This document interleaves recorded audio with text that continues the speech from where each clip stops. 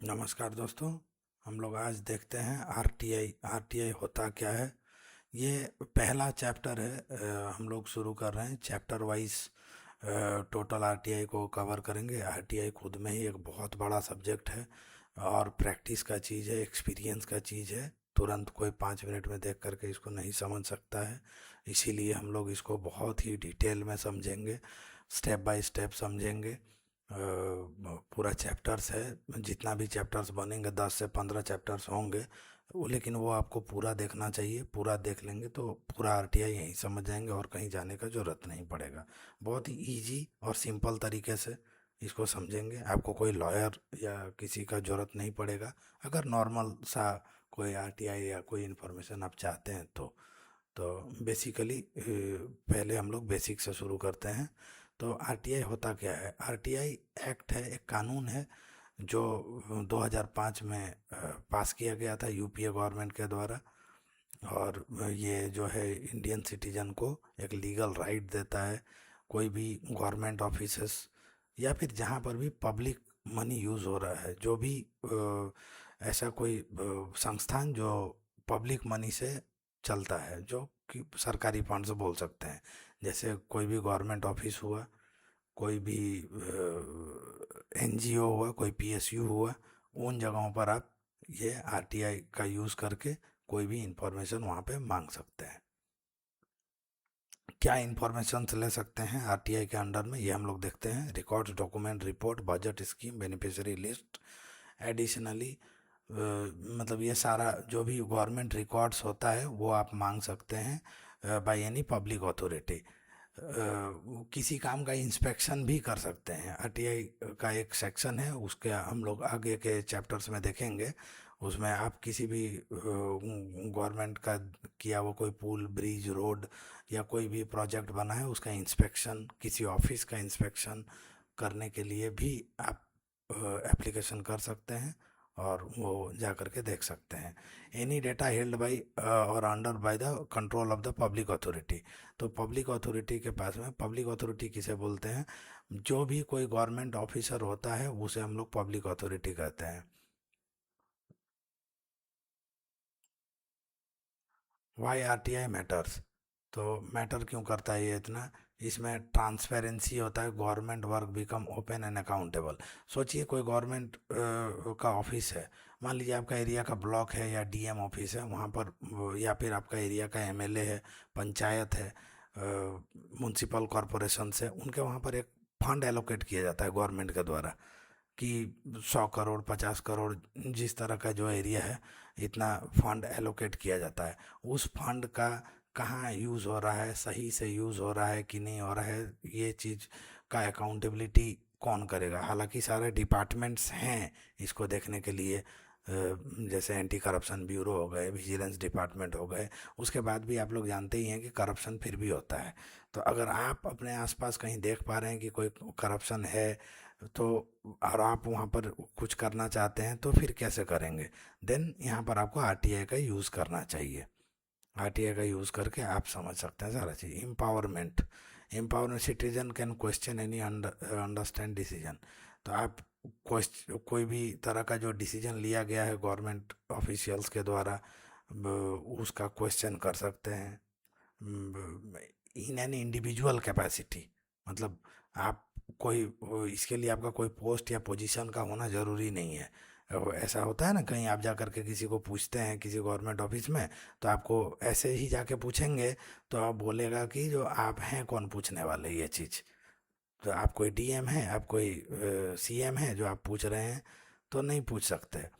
लेकिन अगर आप बोलेंगे कि ये लिखित में अगर आप दे रहे हैं, एक एप्लीकेशन दे रहे हैं दैट आई बी एक सिटीजन, इंडिया का सिटीजन होने के नाते आरटीआई एक्ट 2005 के तहत हम पूछ रहे हैं, तो फिर आपको ये चीज़ नहीं कोई पूछ सकता है कि आप कौन होते हैं पूछने वाले। तो एंटी करप्शन टूल है ये।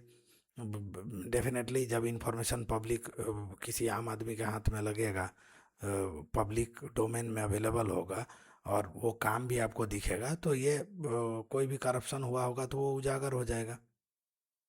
मान के चलो कि कहीं पे आपको बता रहे हैं कि यहाँ पे 10 करोड़ का ये प्रोजेक्ट बनने वाला है, कोई रोड या कोई ब्रिज, लेकिन आपको दिख रहा है कि ये 10 लाख का भी नहीं है, तो आप इसका क्वेश्चन कर सकते हैं, ये क्वेश्चन करके इसका इन्वेस्टिगेशन कर सकते हैं, इंस्पेक्शन खुद जा कर के कर सकते हैं, सैम्पलिंग कर सकते हैं। ये सारा चीज़ करने से आपको पता है कि ये टूल का यूज़ करके, ये एक्ट का यूज़ करके आप इसको एक्सपोज भी कर सकते हैं। अब डेली यूज़ में ऐसा क्या है, क्या चीज़ है जो आप इसका यूज़ कर सकते हैं किस जगह पर? फॉर एग्जांपल आपके गांव में कहीं पे एक वाटर टैंक बना है, पानी का टैंक हर जगह पे बनता ही है, हर, या आप गांव में हो, शहर में हो, म्यूनिसिपैलिटी एरिया में हो, कहीं पर भी हो तो बनता होगा, तो उसके बारे में आप पूछ सकते हैं। राशन कार्ड का बहुत सारा जो दुकान होता है राशन जहाँ पर देते हैं, पीडीएस गवर्नमेंट फंडेड, जो लोग फेयर प्राइस शॉप बोलते हैं, वहाँ पर कितना बेनिफिशरीज है, मान के चलो 100 लोग वहाँ पर रजिस्टर्ड हैं, लेकिन वहाँ पर हो सकता है कि 50 ही लोग एक्चुअल में ले रहे हों, 50 का कहीं कोई घोटाला हो जा रहा हो, तो वो पूछ सकते हैं। कोई रोड का या कोई प्रोजेक्ट का कॉस्ट ले सकते हैं। देखिए इम्पैक्ट क्या हुआ है आरटीआई का, जब से आरटीआई हुआ इसका सबसे बड़ा इम्पैक्ट है, जो जिस गवर्नमेंट ने लाया था, यूपीए गवर्नमेंट ने, वो सबसे ज़्यादा उसी का उसी के वक्त जितना सारा काम किया गया है वो सारा चीज़ उसमें एक्सपोज हुआ था। तो आरटीआई से जो है बहुत सारा स्कैम अनकवर हुआ है, जिसमें बहुत बड़ा बड़ा स्कैम्स को इससे अनकवर किया गया है, कहाँ मिसयूज हुआ है पब्लिक मनी का, वो सब चीज़ देखते हैं। आरटीआई इंश्योर किया जितना भी डिस्ट्रीब्यूशन है वेलफेयर स्कीम्स का, पहले आप सुनते होंगे कि बहुत सारे हमारे पीएम्स का भी स्टेटमेंट है कि अगर हम सेंटर से दिल्ली से 100 रुपये भेजते हैं, तो मिलते मिलते जो एक्चुअल बेनिफिशरी है उसको 25 रुपया भी नहीं मिलता है, 75 रुपया रास्ते में ही लोग खा जाते हैं। अब जो है डायरेक्ट बेनिफिट ट्रांसफ़र का जरिए से जो पैसा दिया जाता है, तो वहाँ से 100 रुपये अगर दिल्ली से चला है तो यहाँ पे 100 रुपया मिलता है, और 100 लोगों को भेजा गया है तो 100 लोगों तक मिलता है। लेकिन आज भी उसमें बहुत सारा स्कैम्स है, लेकिन ये सब कैसे हुआ है, आरटीआई से ही एक्सपोज हुआ है, तो गवर्नमेंट जा करके इस तरह का स्टेप्स ली हैं कि जो डायरेक्ट बेनिफिट ट्रांसफ़र आज के डेट में पॉसिबल है। ये वन ऑफ द एग्जांपल है आरटीआई के इम्पैक्ट का।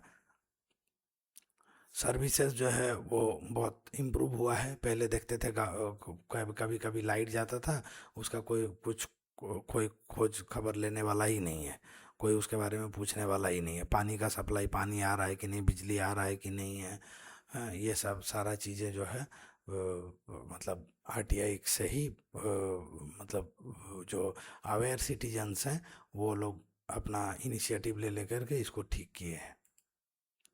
तो मेन क्या है, टेक अवे क्या है इस पे, तो इसमें आप समझिए कि आरटीआई जो है वो पावर देता है, एक कॉमन मैन को पावर देता है। आपने वो डायलॉग तो शाहरुख खान का बहुत फेमस सुना होगा कि don't under estimate the power of A common man.